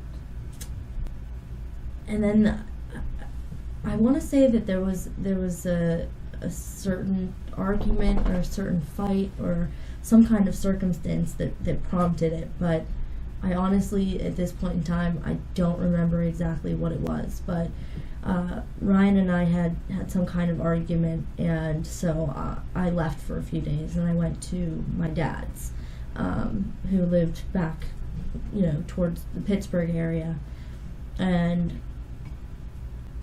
when I left, I thought to myself, well, I'm not going to have any way to not be sick from not, doing heroin, so... And your parents think at this point, do they know you're still using, or they think it's... I'm pretty sure that a lot of the family always had some kind of speculation. It just wasn't talked about. But he was working, and we had our own place, and you get really good at keeping up this lie that everything's fine and that you're good. But not to say that nobody had. I'm sure that everybody constantly wondered. Mm-hmm. And if not wondered, then thought that something was going on, but couldn't just come out and say, we know, because there was no evidence. And there really wasn't. I mean, it's not until most recently where people are now becoming more educated on that. Like me, I'm not nearly at that level yet, because I never watched someone go through that. But how you were saying, I would have been that person like, oh, he had too much to drink, and would have never known it was something. I could relate to a story later, but I want you to finish your Okay. So I'm staying with my dad for a couple of days, and the one evening, Ryan and Mitch and their parents had dinner together at the house, and I talked to them briefly that night. We were texting each other, and then I didn't hear from them the rest of the night. I figured, just go to sleep, work in the morning, busy things, and probably had a couple glasses of wine, whatever. But the next morning, I was actually going for a job interview, and I needed my passport, like a second form of ID. So I trying to call Ryan real quick to say, hey, just take this to work with you so that your mom can fax it over, and we'll have the information. And he's not answering my phone, and not texting me back. So I ended up calling his mom and saying, did he make it to work yet? And I thought, maybe he's just upset with me because, we're kind of going through some stuff, and I'm not there. And she said, no, the boys aren't here yet. We told them that they could come in a little bit late today, And so then I still went in, and I have my interview, and I come out, and I have a missed call. And I called her back. She said, I need to call her, and she told me, Ryan's dead. So he didn't end up showing up for work, and his dad went to our house, and Ryan had died that morning, or late that night. I don't remember what the time frame was, but after that would have definitely been what I thought was my point, like, how much worse can things really get, you know? I mean, here I am, like, going back to this place that I shared with this man that I love, and his family's there, and that's the worst thing that a parent can go through, or a sibling, and we're moving all of the stuff out of my apartment, and I'm just like, what is going on? Like, what, you know, like, this is not how somebody my age should be spending, you know, their life. And so it was really rough, you know, for a while after that, and I just really, like, went off the rails, and especially with drinking, because I had really shied away, and maybe just because it scared me, it being that real. But then I was just drinking a lot, ridiculously, and I ended up in a car accident, and actually not because I was drunk, but wrecked my dad's car. Just, you know, all of these things just slowly started to happen, and then I was lonely. You know, you get to a point where I was, and I felt bad almost, because I was like, nobody should be able to get over, not that I ever got over it, but anytime I would start to talk to somebody else, like another man, I would feel so guilty. So it was never fair to anybody else that I was dating. Within, this is like a year span, the next year after Ryan died was just really up and down. And the 1 year anniversary of Ryan's death, I decided that, like, I'm just so done with Pennsylvania, and I'm done with, you know, slipping back into, I mean, I would use for a few days, and then I would just stop using, and I would drink for a few days. I'm just, like, on this constant, like, up and down cycle of whatever I could do to not feel. But it was like, it was so cold, and it was snowing, and I was like, I'm just done with Pennsylvania. And so I had a Jeep at the time, and I packed my Jeep full of everything that I could fit in it, and I just left. I had no plan. I just drove to Florida, the state of Florida, on a whim, straight through, like 20 some hours. Like, I stopped a couple times at, like, rest stops to get a couple hours of, you know, sleep. And I don't know if you're familiar with couchsurfing.com, if you've ever heard of it.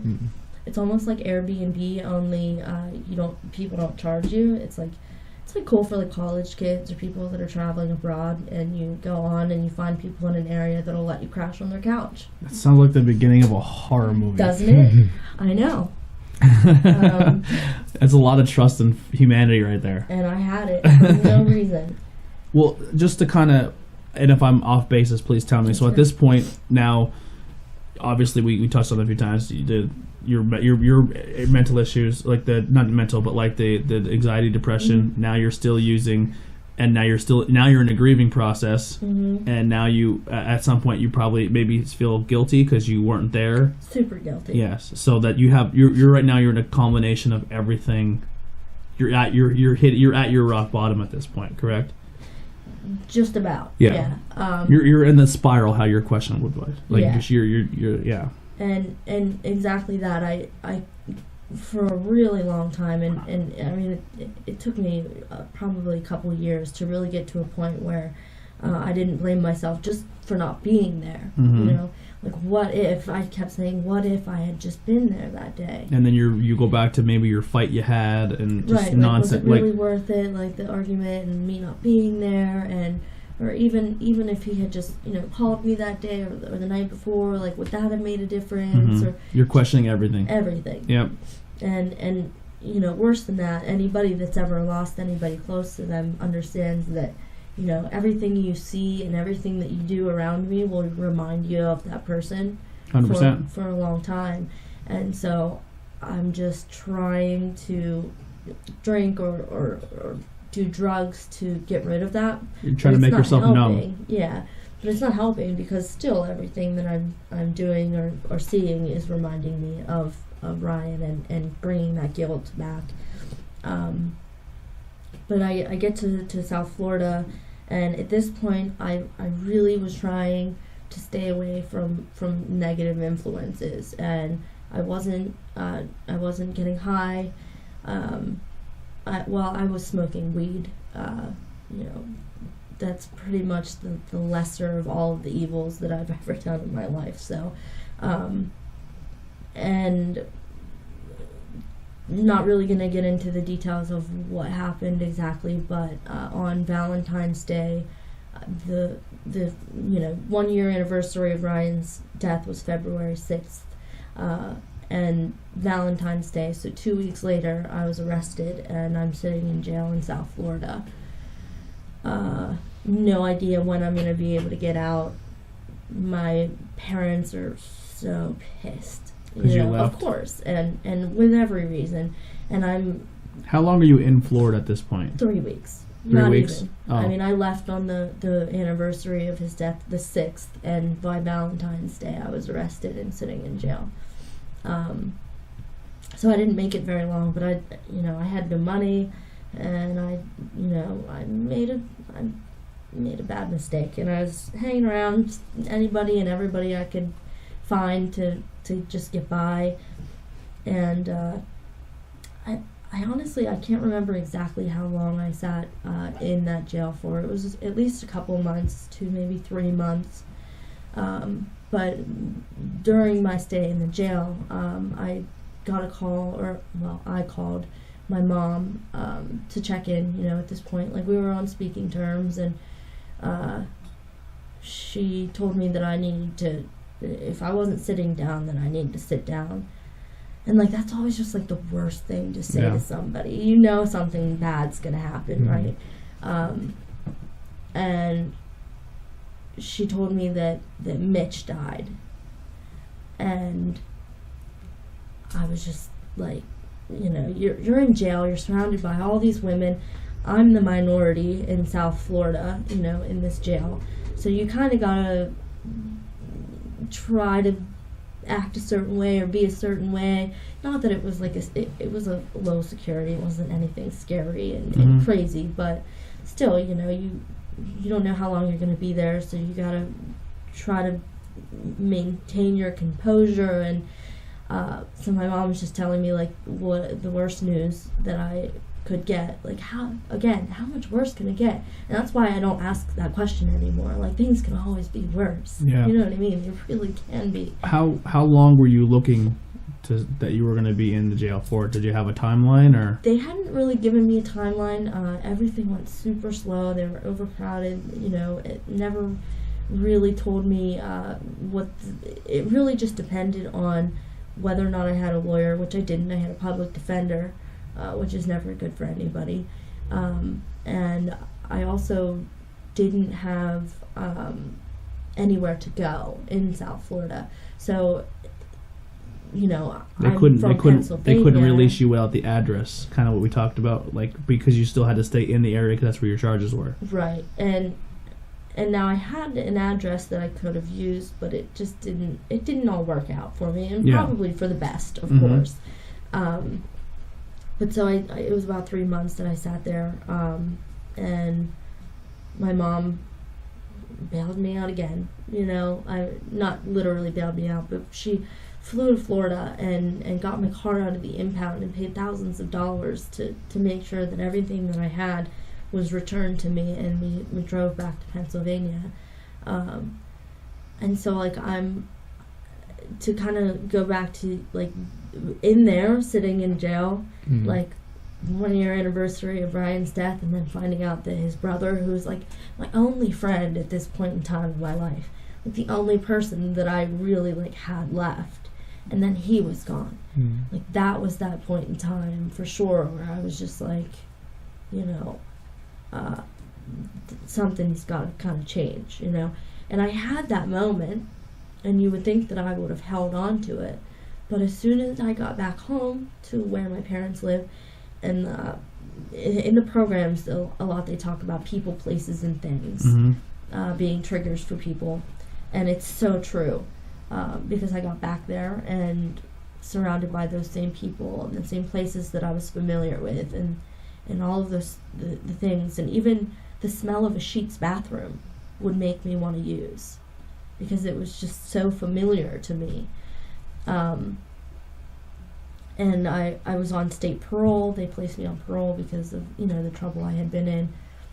And I ended up in trouble with my parole officer, and he was like, listen, you're either going to go to jail or you're going to go to rehab, and like, what's it going to be? And I was such a little brat. I was like, well, how long would I have to go to jail for? Like, who says that? You know, who wants that? But I just like kind of had no care in the world at this point. I'm like, what's anything matter? You know? But thankfully I chose to go to the rehab, and ever since then has been like finally that point in my life where I've just like been steadily You're climbing. Finally climbing, but gosh, it took a long time to get there. Yeah. And a lot of heartache and a lot of so you're in pain. Pittsburgh at this point. Well, near Pittsburgh, yeah. When the rehab that I was sent to was in Somerset, Pennsylvania, which is still out that way. And I completed the program there, which was a great program, better than some of the other rehabs that I had ever been to. And my parents wouldn't let me go back home, thankfully, And they finally had gotten to this point where they're like, we just can't do it anymore. And it's probably good they let you sit for jail for a little while too, because that was just like a wake up call. Yeah. Yeah. But even better that they wouldn't let me go back after this time that my last time in rehab. And so I was homeless. I had nowhere to go since they wouldn't let me go back home, which was where they found state funding and sent me to the Gadenzia halfway house in Ashland. I don't know if you're familiar. I wasn't even aware there was one in Ashland. Yeah. So this is kind of like coming full circle now, because now you're homeless. Pittsburgh is where you're comfortable. Schuylkill County area, Mount Carmel area is where you had some of the better connections with people. Those people are now gone, and now you're back to this area kind of starting over. Yeah. I spent 8 months in that halfway house, and definitely think that the long-term treatment attributed a lot to my success in staying on the right path. I don't think that 28-day programs are enough for people. I know that they scientifically, they say that that's what it takes to form or break a habit and things like that, but to correct behaviors and to learn healthy behaviors, it takes more than 4 weeks to do that. Now, during this time frame, are you still in contact with Ryan and Mitch's, like that side of the family? Are they still very close to you? There's no... Throughout the time at the rehab and the halfway house, my biggest support groups at the time were my own family, my parents, my brothers and sisters, and his mom and dad.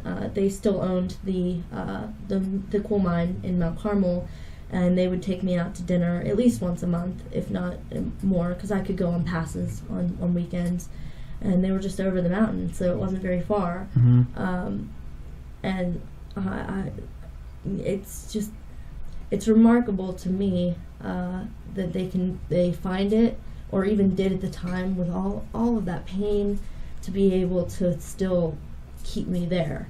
I mean, and that's a huge thing when it comes to, it's a huge, I don't know them personally, but this is just, if you want to talk about a very powerful move there, or very forgiving, or, I mean, it would have been so easy for them to be like, put the blame on you. Yeah. You know what I mean? And saying like, oh, you had our sons into this, not like, but they realize like it takes two to tango, and it, you know what I mean, and they realize like instead of looking at it from a spectrum as blaming and like because it happens. I mean, someone could turn around and say, my kid wasn't into this till they met you, and they need their grieving process is to put the blame somewhere else. Right. And it would have been very, very easy for them to do that and use you as that catalyst. Sure. And they didn't. And they realized, like, hey, you made their son a very happy person, and regardless of what your situations were and your addictions and your outside thing, like, you guys were a great couple together.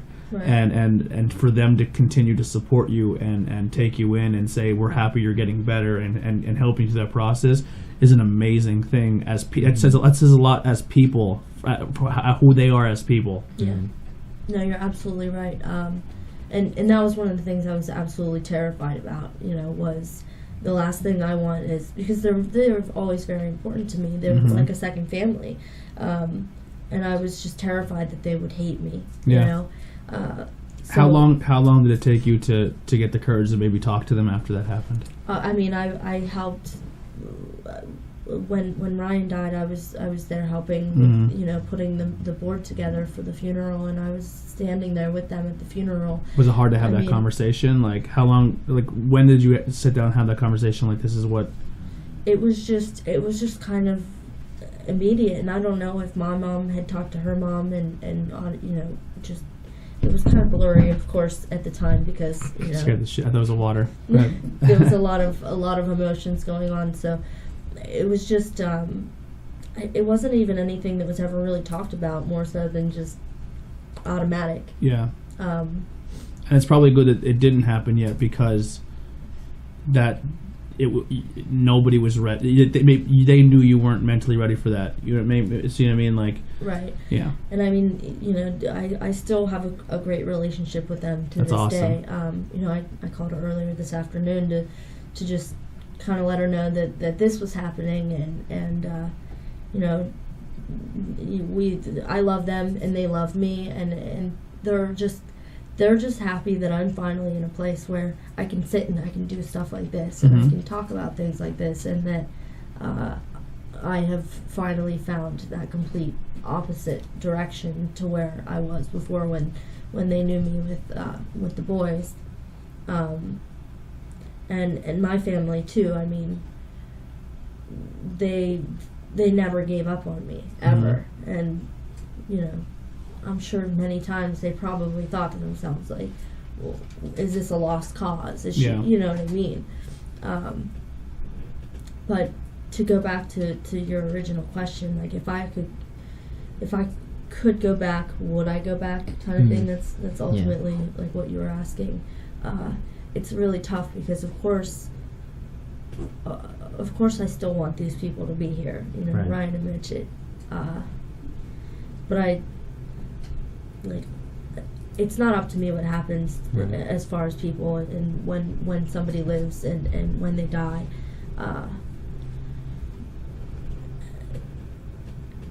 As far as my personal addictions and everything that transpired throughout the last decade or even longer, would I change any of it? Probably not. And because of exactly that, like one small thing that you change, it's a butterfly effect. Yeah, you may not have ever exactly. met Ryan or Mitch, right, and changed everything. And realistically, I mean, and this isn't. I hope this doesn't come off cold or anything, but at that point in time, you guys kind of were enabling each other. You guys were your own support system. It could have easily went the other direction. That, I mean, when you use that stuff and you use heroin, I mean, it's not a matter of how, it's just, or it's when it's Absolutely. that day is gonna come. Like, it's crazy to me, like that how powerful that really is, that the overdoses happen more often than people really know. And it's just like, I know just maybe a touchy subject, but we watched a documentary where they're trying to put things in place where people could, like, safe places to use. I don't know if you've seen any of those. I have, yeah. I didn't really understand that 3-minute window. It may sound like you're enabling, but it can be a form of that. But it also, like, you're saving someone's life. You know what I mean? and if people are going to do what they do anyway. So if you really, once again, breaking it down to an analogy, and I hope people are obviously going to disagree because it's a very touchy subject, but a bar room is an enabling place for you to drink. When you leave that bar room, you can still be arrested, you can still be charged, you can still get behind behind a vehicle. This is pretty much telling people, listen, we know this is something you deal with. At least here, you won't. As long as you don't distribute, trade, or anything, you're allowed to go in there with your stuff. You have clemency, the right word I'm thinking of. You have that freedom. But if something were to happen in that 3-minute window, because maybe you don't have that support system, maybe you don't have that person with you, those buildings are keeping people alive. And regardless, I know a lot of people are really cold-hearted when they say, just let all the heroin addicts just die. Like it's deeper than that. They're not just doing it because they have nothing better to do. It's being prescribed from what it seems like for Ryan, he was prescribed pain pills.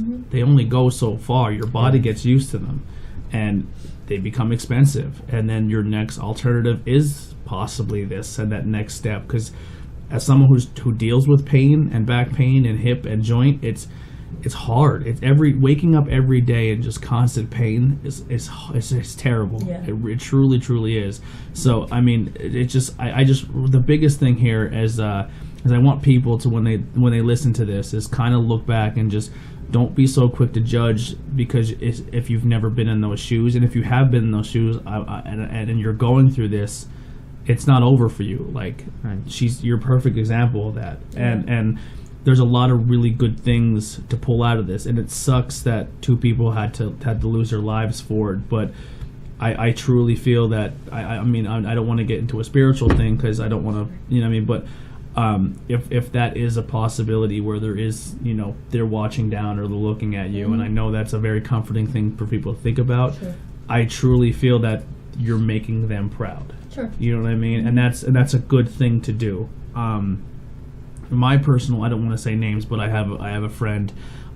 It's funny because growing up, he always thought we were friends, and I was terrified of him. I thought he was a bully. I thought he was a jerk.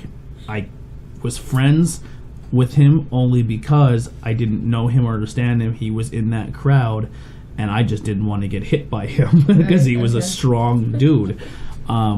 And then as we got out of high school, we became very close. We actually had that sit down and talked. My wife can attest, I told him how I felt about him growing up, and it hurt his feelings. Like, it bothered him tremendously. And we came here for fights all the time. We hung out. And he came here the one night and was asking for help. And I was making changes to help him. And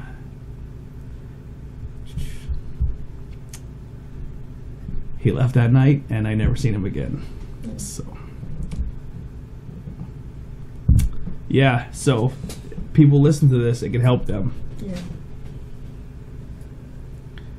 And that's like one of I was active in for a little while in some the programs, just especially with being in the rehab and then the halfway house. Those are things that are really pushed upon people, and a lot of times I would go and I would share my story with the other girls there, and that was just like the motivating factor there was, most people when they don't know me or they've never met me before and I say like, hey, I was a heroin addict for most of my adult life, they're like, what? You? Because, that's not me today. I don't look, not that there's a look, but, there's a preconception. Sure. You're cooped into a, Right.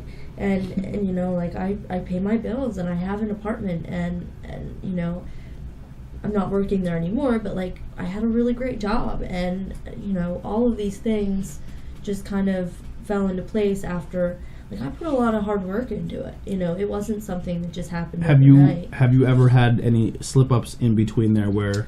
So since I left for the rehab and to the halfway house, I have not done heroin.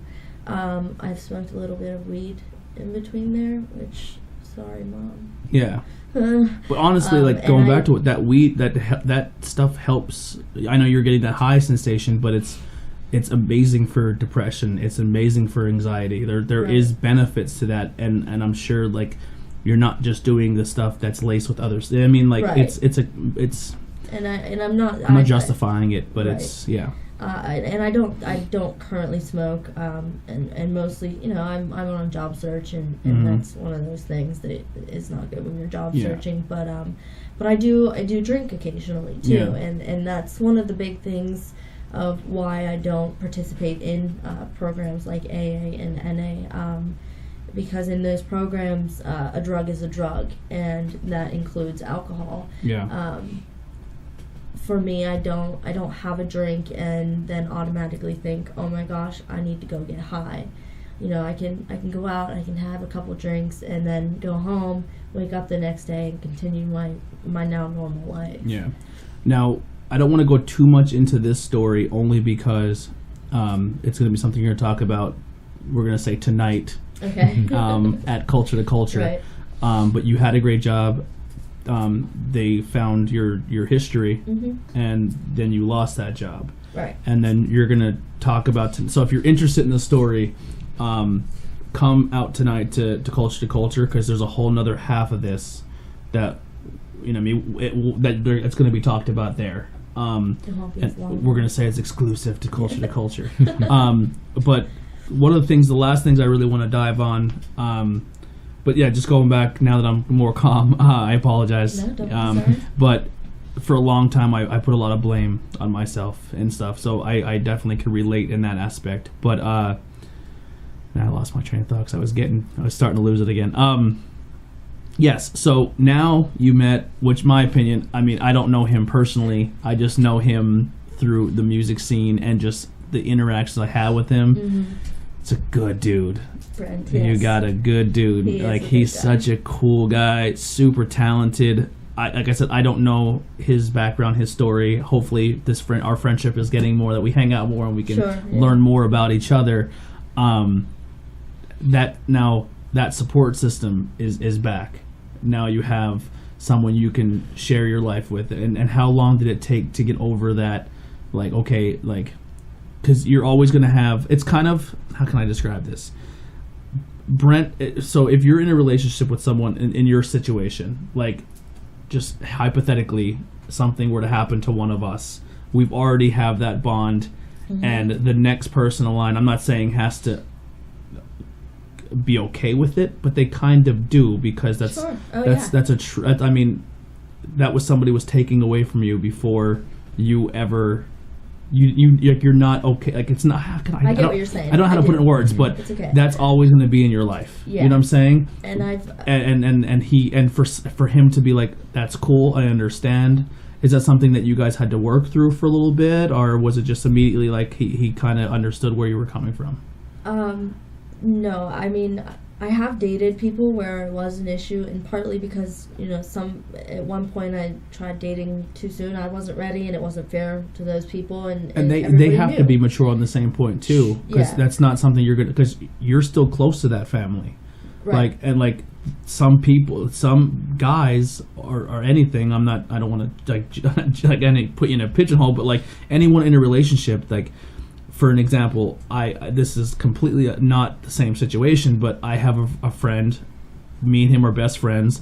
One of my first serious relationships was his sister, and we still go to their house. Like, it was weird a couple times, but it's at the point, like, it's just kind of, you have to, that maturity level has to come in. Like, listen, like, it is what it is now, and you're still, like, they're still part of my life. I think that you know. I mean, Brent's a great guy, and we hit it off really, really well, completely just out of nowhere. One of those things, like, neither of us were really looking, we weren't trying to date people, we just met randomly, and you know, it just happened. And, you know, as we kind of like delved into each other and our pasts, you know, everybody has stuff, everybody has baggage. Yeah, 100%. You know? And he has baggage, I have baggage, and I think it's just one of those things where if you want to get to know somebody, or if you love somebody, then you have to make it work. You're open about it. You're honest about it. You talk about like how that is, or how it made you feel, and you get over, not get over it, but you know what I mean. Like you get over it in the way that so that you can move on and be happy. And nobody would ever expect anybody in Ryan's family, or even Ryan or Mitch themselves, if they could sit here and talk to me right now, nobody would be upset that I was, moving on with my life. Nobody expects me to be by myself for the rest of forever. 100%. So, it's healthy now. I've had relationships before that, or after Ryan, that weren't healthy. But no, he's a good dude. And, yeah. I love it. I honestly, the first time I ever met Brent, that's my other friend, Brett, so I always do that. I fell in love with him. This dude, like, he picks up his guitar and he plays, and he hypnotizes you. Mm-hmm. He's good at what he does. He's an amazing musician. He's a good dude, man. I really like him. And then when I met him first, and then I met you, it's been a cool friendship, and I'm glad it's going the way it's going. But yeah, that's kind of how I wanted to tie it up a little bit. So like, I just like it's a great story. Not great in the aspect of some of the things, but your end game has been good. Obviously there is more to it, but I want you to do that at Culture to Culture, and sure. I want them to kind of have that exclusive, we'll say. I love them a lot. Eddie's a good dude. But yes, and then we kind of touched on everything, like growing up, and then your roller coaster ride, and then now you are where you are, and you found love again, and he has a few children, so you're kind of like three kids, you're like co-momming a little bit there, and you're helping out in that situation, and things are good. So I really want people, like, when they listen to this, is kind of be open-minded. I know there is people out there that when they hear the term heroin user, is that they completely shut down and say F you, and that's not the case. Everyone is a human being. Everyone goes through things. Everyone has a story, and there's more to that usage than just, I just have nothing better to do today, I'm gonna go buy a bag of heroin. Right. You know what I mean? There's deep-seated issues to that. Now you're not using. You still have a few things, but we all have our vices. I know I had an issue for a little bit, or I could have had an issue with alcohol, but I control it. Mm-hmm. You know what I mean? I wish there was more I can do with marijuana when it comes to my pain, because sure. We're not at that point yet in society. So, and I refuse to take pain pills because I know what that can lead to. So I just kind of deal with it, But that's the biggest thing, is just the judgment and getting your story out. And I truly think that people are going to hear this and gain something from it. And I really, really appreciate you telling it. It's not an easy story to tell. There's pain, there's heartache, but sure. At the end of the day, there is light. And me losing my friend, and that's a good thing for people to be like, okay, they're just get that story out and help each other, because for a while there, I struggled with what could I have done to help my friend, and the truth is there's really nothing you can really do, because that person has to kind of how I learned at Culture to Culture is they have to give up, they have to release, they have to want to do it. Sure. So right, yeah. Is there anything else here at the end you want to? I did want to, there's one thing. So Ryan has a daughter who lives with his ex-wife and her stepdad. Mm-hmm. And after Ryan passed away, within the last couple years, and I'm just bringing up the page so that I know what it's called exactly. Within the last couple years, she's gotten really into advocating for addiction and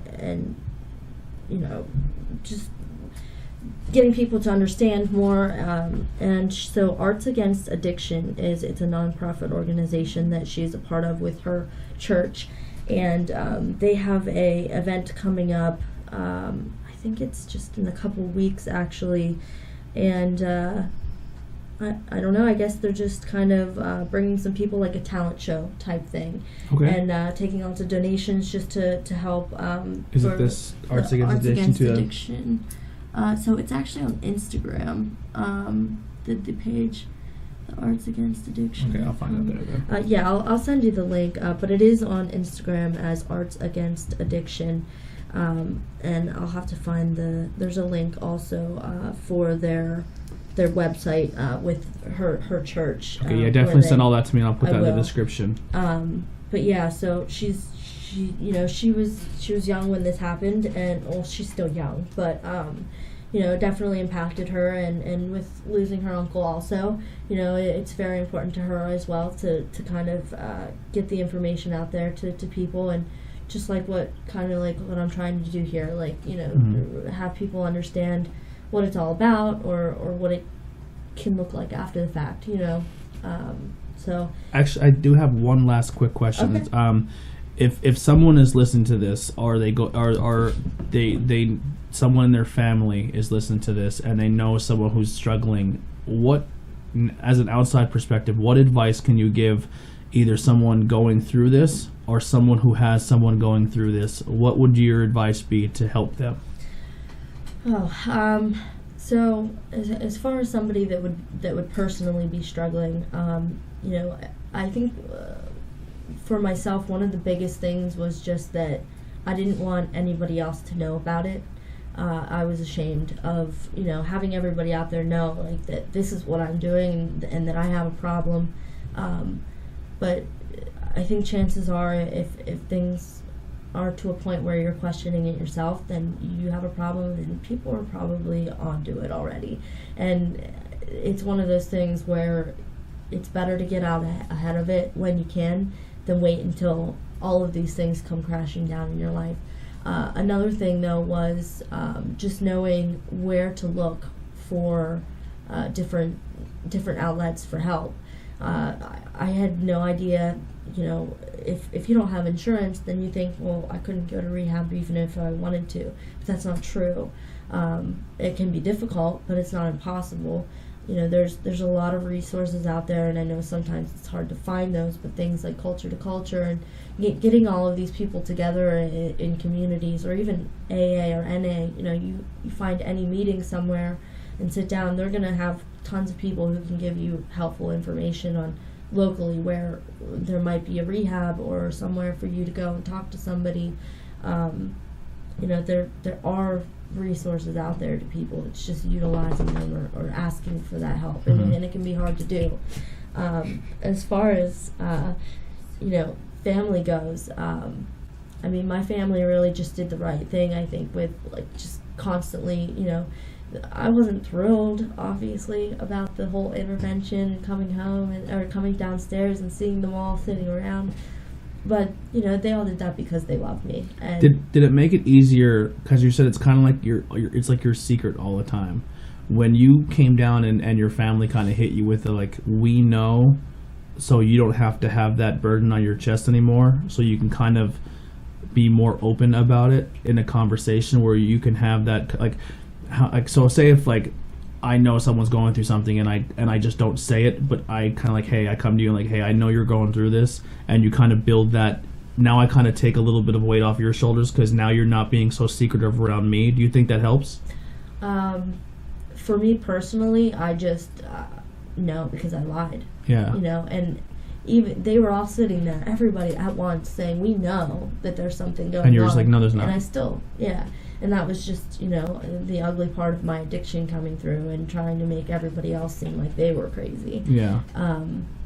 It's just, it's so strange to sit and think about all of the things that I used to, or the way I would act, or the things that I would think when I was using, and how out of my mind I was, and how out of control just every aspect was, where, now I can sit here and have this conversation with you, and I can see most of it clearly. Of course, the timelines kind of jumbled together because of how long it was, but,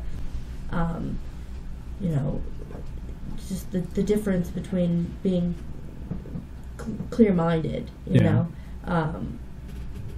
That was kind of a little off of what you were just saying. No, but I understand. But yeah, But as far as, I'm sure that it's tough for families, and I can't personally say what the right thing to do. It's just, I guess if you think that there's something going on, like there's, what's the hurt in just trying to dive deeper? Yeah. I mean, my family could have easily just said that day, okay, well, she said that nothing's going on, so I guess we have to believe her. And then what would have happened? It could have, who knows what would have happened. I mean, realistically, in your situation, they did try. Once again, you weren't ready to do that. Right. So a lot of it comes down to the person. They have to truly want to do it. Absolutely, yeah. But I mean, I don't want to. I hope it doesn't come off cold. But you dodged some bullets. Like, you know what I mean? I mean, you got super lucky because right. that could have easily been.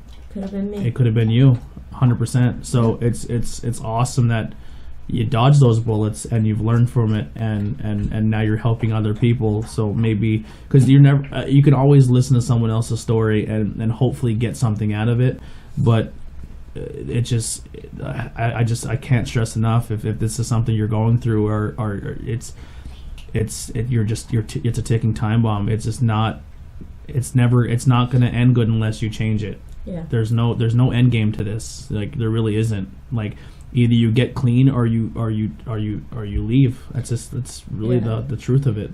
It's like it's like the cliche thing to say, but like anybody in an active addiction, like you don't come out of it alive. Yeah. Unless you change your life. 100%.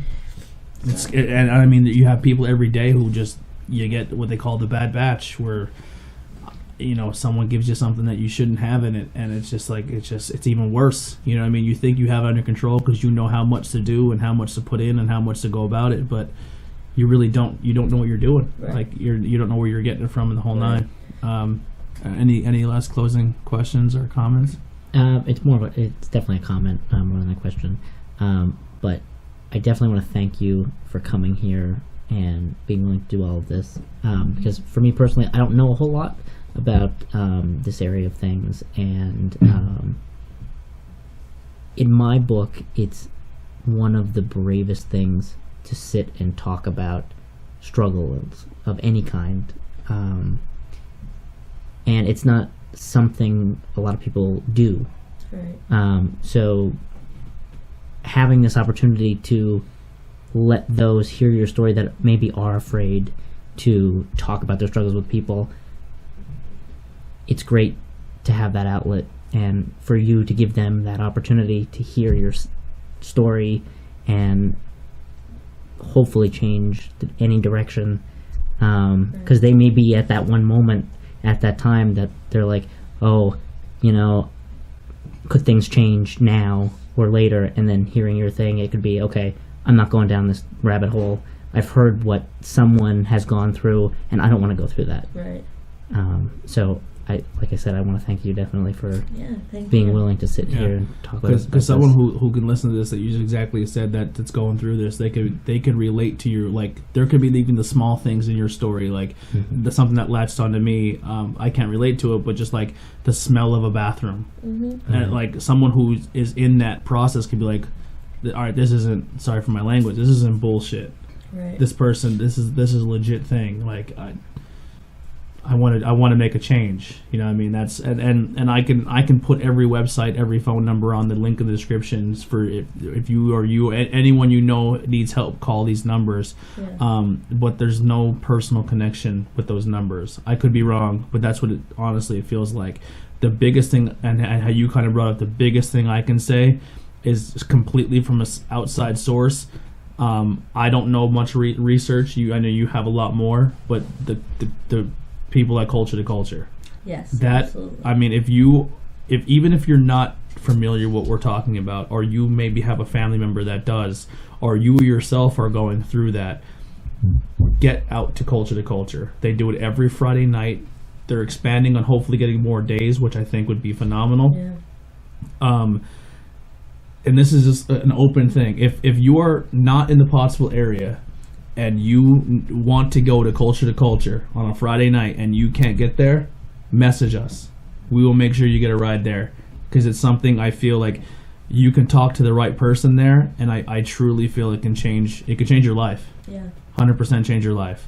So I just wanted to end on that note, and thank you guys so much, and thank you once again. How he said, I can't stress enough. It's what you did is super brave, and I'm really, really proud of you, and I can continue to keep doing what you're doing, because you're doing good stuff for people. Yeah. I mean, my favorite thing, like from all of that, and I'm not sure if my mom wrote it to me in a letter when I was in jail or what it was, but everything will be okay in the end, and if it's not okay, it's not the end. And it's like just so stuck with me, and like so I just try to, like, anytime things get really bad, like even still, or what I think is really bad, I just like try to keep thinking that, like. Did you get that made on a sticker? I know, right? I'm just staring at my table, and I know stickers, but honestly, that's like a good. It's a very good quote. Yeah, it's a very powerful quote. I wish she got it. But that's pretty much it for this episode. Once again, bad weather. She made it. She had a message. She wanted to get it out. Do you feel good? Yeah. I love it. So, if just a kind of a shameless plug for us, but coming into this. Is it what you expected, or what was the experience like? I think I told you about the before I had talked to or before I came or knew. I had seen like some of the other ones that you did, but the one that you sat down with Sam, and it was I figured it would be more of a setup type like that, and so watching and / listening through that and seeing how you guys did all of that definitely helped. Ease my mind, because I was pretty nervous at first, and even just coming here tonight, as much as I kept trying to tell myself, like, don't be nervous, it's not a big deal, it's been a while since you're putting yourself out there, but yeah, I mean, and who knows, like there may be someone out there that was upset with me for years, and then I hear this and be even more upset with me. I hope not, but like these are really hard things to talk about, especially to anybody close to me or anybody that knew the boys, or so it was definitely nerve-wracking at first, but after talking with my parents and Ryan's parents, and they all pretty much said, like, if you feel it's the right thing to do to go and get this out there, then you should do it. So that was a big help today with all of that also. But no, I feel good, and it feels good, and whoever sees this and does upcoming shows, like, it's not as bad as it seems at first. We had that, like, that. Oh, it's gonna be so terrifying, but I mean, we're doing all right, I guess, when it comes to helping people with that. But the biggest thing, how we're going back real quick to judgment. Everyone's story, you're gonna be the bad guy in everyone's story. Sure.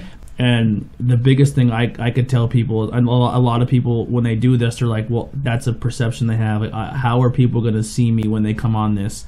And the truth of the matter is that even if you've done, like, I'm guilty of it. There's some things I've done to people or said to people, or I'm not perfect, and I put a post out on my personal thing, is like, if I've done something to you in the past, I apologize for it. I personally wouldn't change it, because it wouldn't make me who I am today.